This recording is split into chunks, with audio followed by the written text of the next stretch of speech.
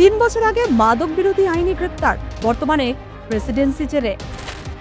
নদিয়ার ছেলের সঙ্গে জঙ্গি ডাক্তার শাহিনের কথা, জেলের ভিতরেই দিল্লি বিস্ফোরণের পরিকল্পনা। জেলের ভিতরে থেকে কিনা চলতো দেশবিরোধী কার্যকলাপ। দিল্লি বিস্ফোরণ কাণ্ডে তদন্তে উঠে এসেছে এমনই সব তথ্য। দিল্লি বিস্ফোরণে ধীরে ধীরে উঠে আসছে বাংলা জোট। রাজ্যে 3 জেলার জেলবন্দি। এবার নদিয়ার সাবির আহমেদকে ঘিরে তদন্তের নয়া মোড়। দিল্লিতে ভয়াবহ বিস্ফোরণের তদন্ত ক্রমশ জটিল হয়ে উঠছে। বিস্ফোরণের নেপথ্যে সক্রিয় চক্রের সঙ্গে যোগাযোগের সূত্র মিলেছে পশ্চিমবঙ্গের বিভিন্ন জেলার কিছু জেলবন্দির।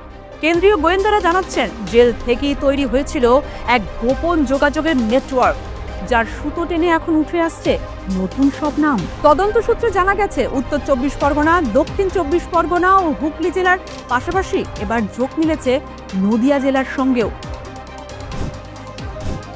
নদিয়ার পলাশীপাড়া থানার অন্তর্গত বড় নলদহ এলাকার বাসিন্দা সাবির আহমেদ 3 বছর আগে মাদক বিরোধী আইনে গ্রেপ্তার হন। বর্তমানে সে রয়েছে প্রেসিডেন্সি জেলে। গোয়েন্দাদের দাবি, দিল্লি বিস্ফোরণ কাণ্ডের মূল চক্রের একাংশের সঙ্গে তার যোগাযোগ ছিল।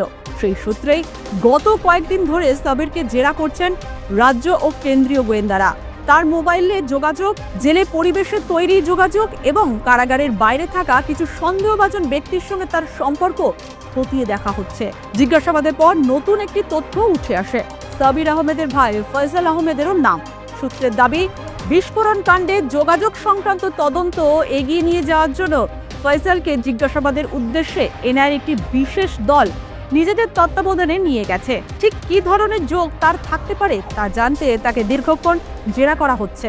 নদিয়ার সাবির আহমেদের প্রতিবেশীরা তো অবাক। সাবিরদের নতুন তৈরি হওয়া বাড়িতে এখনো রং চড়েনি, সদ্য তৈরি হচ্ছিল বাড়িটি।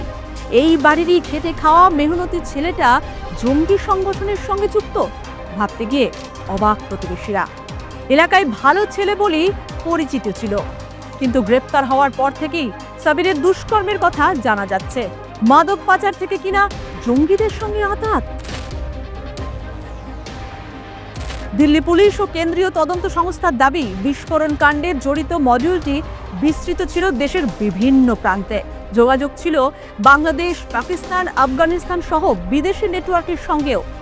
জেলে থাকা কয়েকজন বন্দীর মাধ্যমে সেই যোগাযোগ বজায় ছিল বলে দাবি তদন্তকারীদের। প্রেসিডেন্সি, আলিপুর ও দমদম জেলে ইতিমধ্যেই বিস্তৃত তল্লাশি চালিয়ে একাধিক মোবাইল ডিভাইস, যোগাযোগের নথি ও সন্দেহজনক তথ্য উদ্ধার হয়েছে। সেই সমস্ত তথ্যের সঙ্গে সাবিরের ভূমিকা মিলিয়ে দেখা হচ্ছে। তদন্তকারীরা জানিয়েছেন, দিল্লি বিস্ফোরণের নেপথ্যে পুরো নেটওয়ার্ক ভাঙতে রাজ্য ও কেন্দ্রীয় গোয়েন্দাদের যৌথ অভিযান অব্যাহত থাকবে। নতুন সংযোগ সামনে আসায় তদন্ত আরও যেন গতি পেয়েছে।